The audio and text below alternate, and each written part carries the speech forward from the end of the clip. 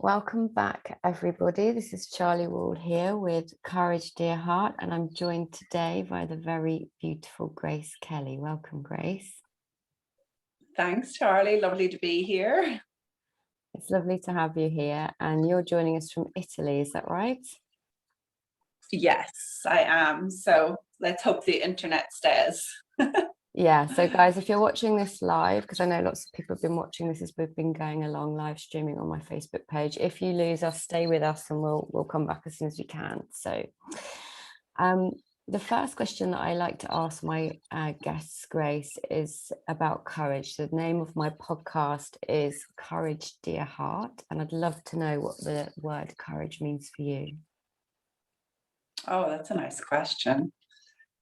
Well, I guess I'm seeing, especially lately, I'm seeing that courage means our true essence, who we are beyond all the noise, all the insecurities. In recent months, I've had to really experience that inner courage that I didn't really know was there. Sometimes you don't know how courageous you really are until life hits you with something that you're not expecting. And in my own case, I had a very sudden loss in December, and with my fiance dying. And now in these following months, I'm really seeing, wow, the courage that's in all of us, the resiliency that's available to all of us. Yeah, you're absolutely right. And those that follow me and know me know very well that I have experienced a lot of grief. And obviously I asked you to come and do this topic. So this is the Mental Health Awareness Week in the UK. And the theme this year is nature. And I just thought it would be wonderful if you could come and speak to nature and life, living and loss. And for those that don't know you, my listeners that don't know you, could you speak a little bit more about what's happened to you over the last 6 months? Yeah, so as I mentioned, I've had this major loss, completely sudden and unexpected. My life was flowing pretty beautifully.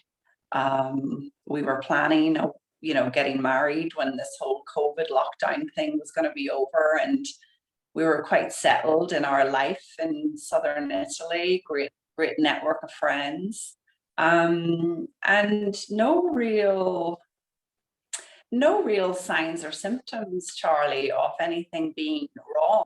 And so when I came home on December 5th, I came home to find that my partner of 14 years had taken a sudden heart attack and died instantly, 45 years old. So, I mean, in a split second, my world changed, my life, I'd like to say, kind of turned upside down, but it's like it turned upside down and it turned again, if that makes sense.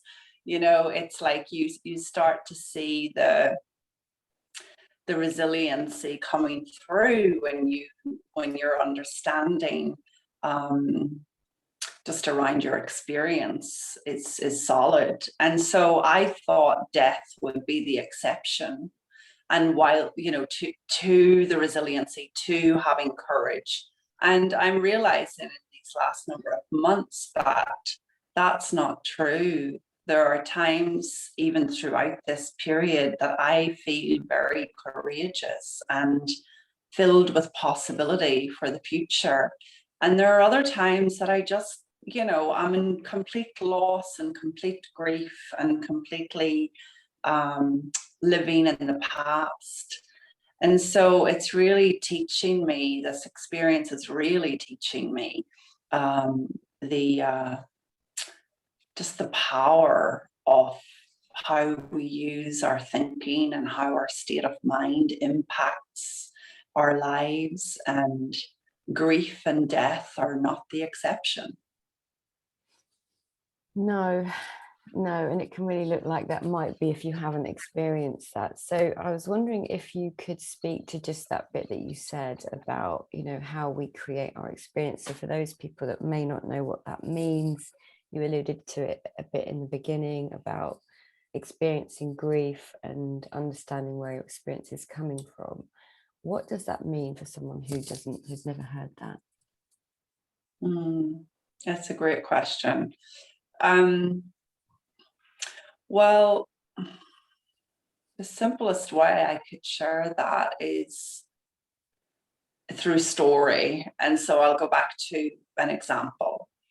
I used to be convinced my experience, my feelings were coming from the outside world.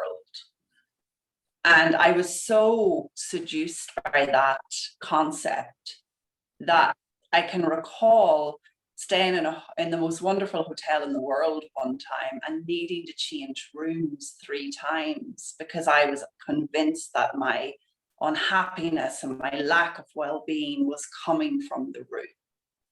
And I think a lot of people can relate to that concept, that what they're experiencing life is coming from out there, coming from the bank account, coming from the room, coming from the partner, coming from COVID, coming from death, whatever you want to hook on to, whatever's real for you right now.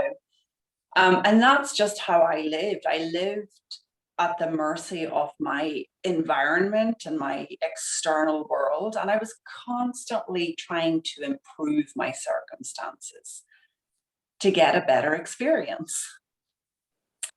And wisdom is wonderful because in hindsight, I can remember my wisdom kind of knowing there's something off about this. You know, life was feeling hard and I was seemingly spending a lot of time and money trying to improve myself and my world.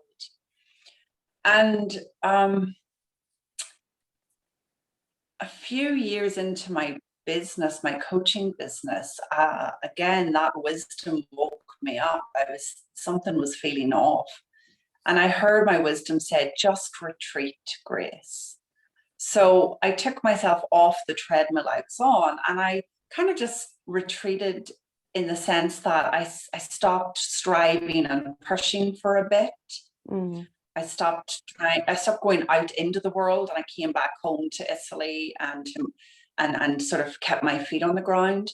And it was in that period of time that I came across or started reading something that was pointing to our experience being created by thought, and that our feelings, how we're feeling, was nothing more than an indicator for our thinking. And it made sense to me, Charli. It kind of hit me between the eyes a bit, because prior to that, something was feeling off about the fact I was living life trying to manipulate my circumstances. And no matter how much money was coming in and how fantastic the lifestyle was and the first class travel and the best hotels in the world, there was still a lack of well-being and a lack of happiness. So when I heard this, when I heard more deeply this relationship between state of mind and feeling and how our thinking is really can be used in a guided way or a misguided way, how we have free will to use our thinking however we want, it blew me away. And I must have heard it deep enough because my world began to change. And the very first thing that changed for me was my relationship got easier. I noticed that I stopped taking things so personally. I noticed that my connection with Francesco was so much richer, even though we weren't doing anything different. I noticed that instead of getting irritated by his low moods and his Italian drama, I just was starting to see him through the eyes of compassion. And I can tell you now, that is the most valuable thing I could have ever experienced, given that we had such a short time left together. You know, the last 5 years of our relationship, since really seeing this experience relationship between thought and feeling, seeing that more deeply, the last 5 years of our relationship were better than ever. And so for me, I'm very passionate about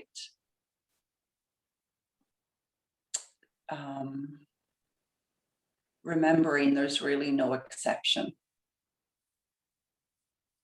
Yeah, I think you've articulated that very beautifully. Thank you. And what you also kind of alluded to there was wisdom kind of waking you up, guiding you. And all week, every single guest I've had has kind of pointed to the same thing about nature from the inside out. And I wonder if you can tell us what you see about that as guiding you through this loss. Mm-hmm.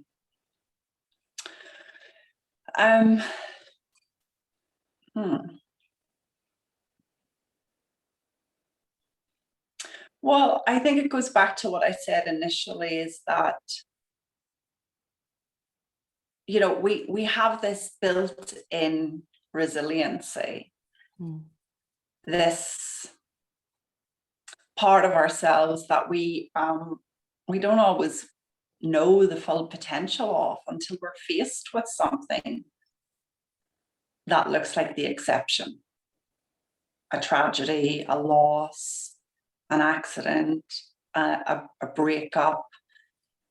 And I just see more and more that, you know, our true nature can handle anything. I mean, I remember, Charli, I mean, in the midst of all this, I mean, in the midst of my partner's death, in the midst of everything, I get the biggest tax bill that I've ever had in my life gets landed on me. And I'm brought to I'm brought to my knees. This can't be happening. I've just lost Francesco. Now I've got this massive tax. And as I'm sitting there on my knees, I just hear, you can handle this. And I got up. And again, it was like, yeah, this isn't the exception either. And of course I handled it. Of course it all got taken care of, you know. But it's like, sometimes we're using our thinking to scare the life out of ourselves. And then we think we're not resilient as a result. We think we can't handle it. Yeah. And the more we remember that, like you said, that our I think you put it as our inside out nature, or our true nature is what I'm hearing as you say that. The more we can remember how divinely designed we are, how perfectly already made we are, the easier it is to take care of these situations and to also face what's in front of us, be it a loss, a breakup, a tax bill, a business that's ending, whatever.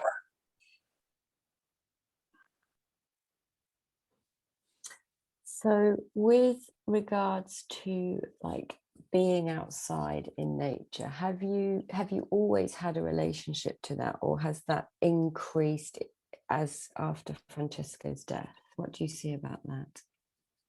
Yeah, I've always been a bit of a nature girl. I grew up in Ireland and was surrounded by greenery and surrounded by just beautiful views. And then here where we live, for the last number of years, I've been surrounded by olive trees. And they've been so healing as well, that connection to nature. I walk my dogs every morning, and up until Francesco died, I was walking them amongst the olive trees. And since Francesco died, I've been living by the sea. And we've been going to the beach every day for the last 5 months and experiencing the sheer beauty and healing force of the Ionian Sea. So yeah, I do find that it's very healing for me, and having dogs. I mean, for me, my 2 dogs are a form of nature, and I'm surrounded by them and their love every day, and to witness their presence. I mean, nothing pulls you into the present faster than the death of someone you love. And when I find myself jumping ahead to the future, but what if? And when I find myself scaring myself, I just have to look at them, and I see them so present and so in the moment, so still. It brings me back to the power of that. And when you're in the power of that, what do you find happens? For me, it's just a calm. It's just a knowing. And also, if I may share, it's a connection to Francesco. I hear his voice. I get guidance. I ask him questions. I know what to do. So it's doubly powerful for me now to hang out there more. I'm so glad you said that, because that was literally going to be my next question. So it sort of flowed very beautifully into that space, because I've seen you write about, you hear him or you hear guidance from him. And I know when my brother died, even though I didn't have this understanding, I had a sense always intuitively that he was there in some way, and I couldn't articulate how. And that was the thing that started me on this seeker's journey, I guess, until I got to this point. But what's happened, what's opened up for you in that space of hearing him or sensing him? Well, life's gotten even easier, actually. I mean, I don't even, things are just taken care of before I even have to ask a lot of the time. As a very tangible example, it's like every time something needs fixed, whether it's something to do with the dogs or something to do with the car or something to do with the family, it's like the opportunity for the finances is already in. There's something already flowing, and that's very tangible. That's something that I feel, oh, he's looking after us. He knows this needs taken care of, and there we go. It's all taken care of. So it feels to me like I have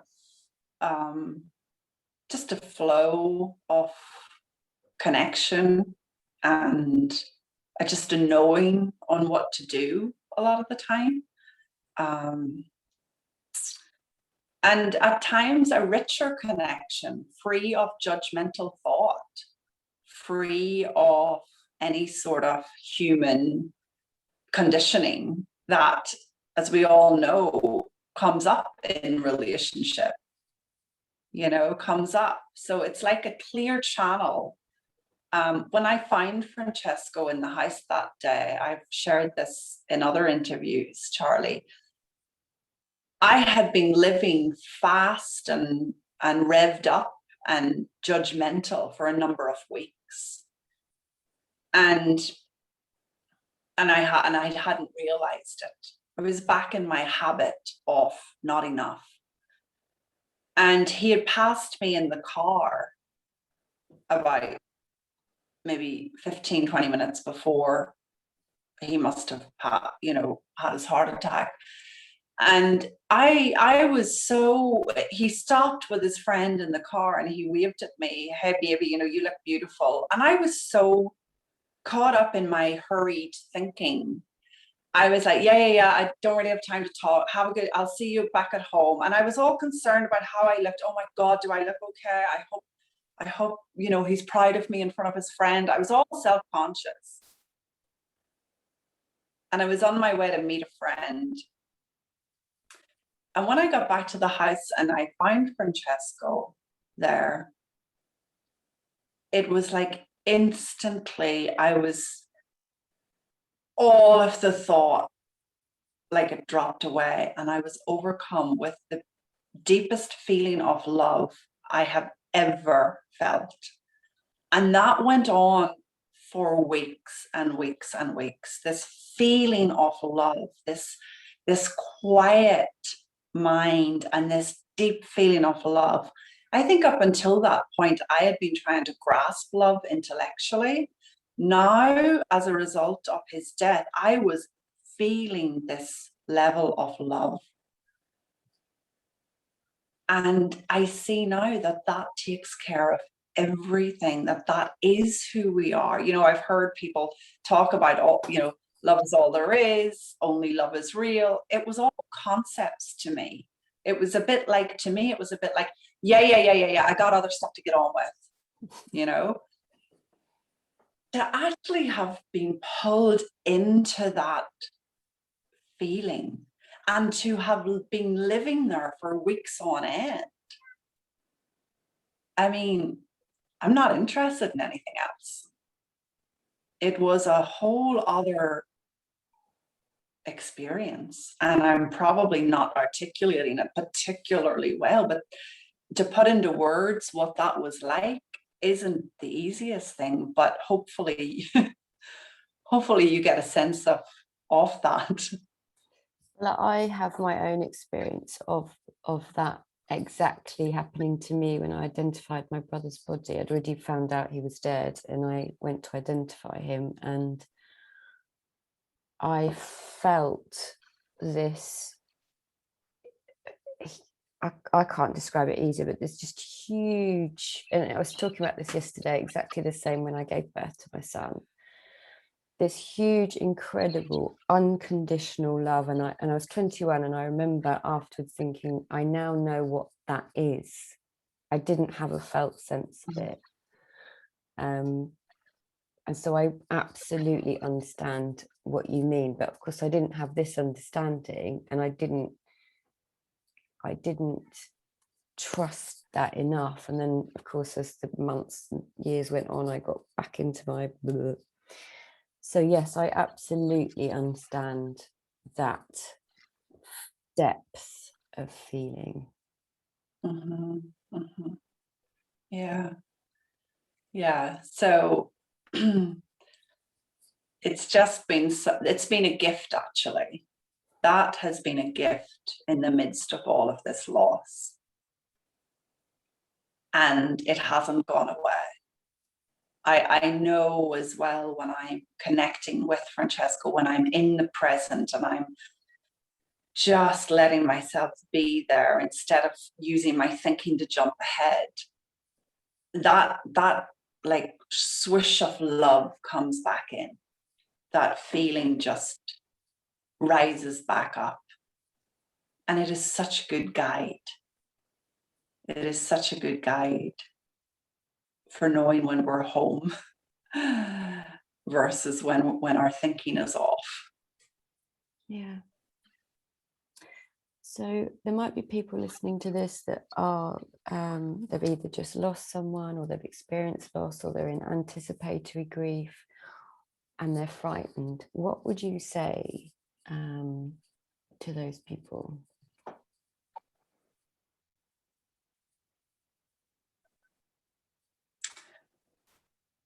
If you can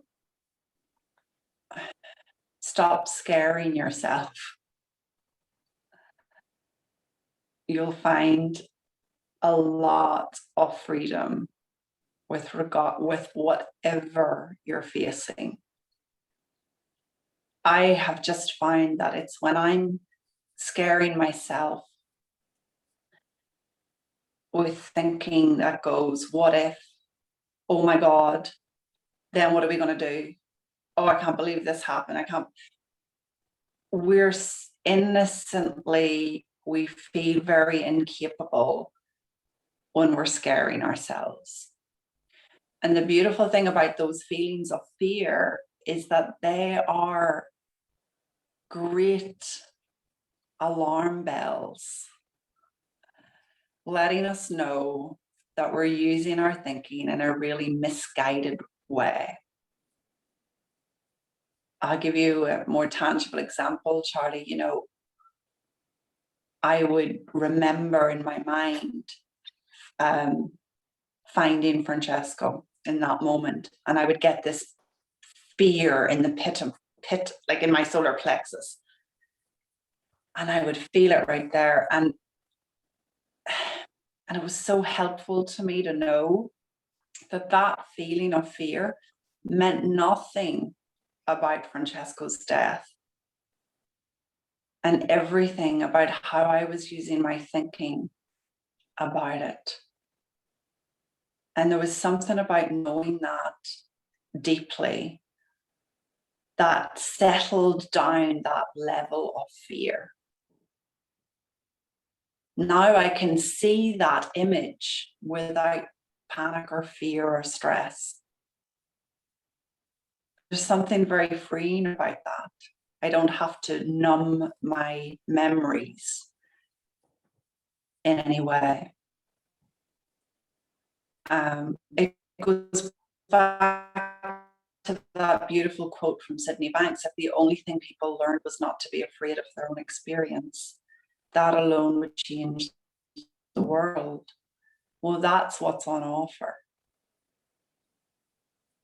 you know. So death is not the exception. I can promise you, as you stop scaring yourself, you can handle it. You can handle it and whatever else life throws at you. Yeah. Very beautifully said there. You just reminded me actually of, for years I had post-traumatic stress, and part of the symptoms, one of the symptoms for me personally was flashbacks. The flashbacks of going to see my brother and all the other stuff, and it was mainly created through thought. I imagined the accident. I wasn't even there for it. That's the power that, and I was scaring myself, and I didn't know that. So thank you for pointing there. Grace, I'd love for you to tell people what you're up to, where they can find you. Yeah, sure. Well, what am I up to? I don't really know. I'm kind of just letting life lead me at the moment. But I can share that I have a lovely webinar next week on essential selfishness, if anybody would like to come and join myself and Mavis Karn. That's something we are up to, just pointing people over there. I'm writing a lot on, if you want to check out my blogs on loss and the whole journey, gracefulcoaching.net, you'll find my grace notes over there. Okay, so the webinar with Mavis. So for those of you guys that are listening to the podcast, I've got a podcast with Mavis as well, and I can link. Is there an event, Grace, that I can link to that for people if they want to come and listen to you and Mavis? Yeah. Yes, there is. Yes, I'll send that. All right, brilliant. Okay, we'll put that in the comments on the live, and I'll pick that on everything else. So, Grace, you have been wonderful, and I'm really grateful that you've shared this very beautiful experience with us so tenderly and gracefully. So thank you so much. My pleasure. Thanks, Charlie. Have a lovely day. And you, lots of love. Bye. Bye.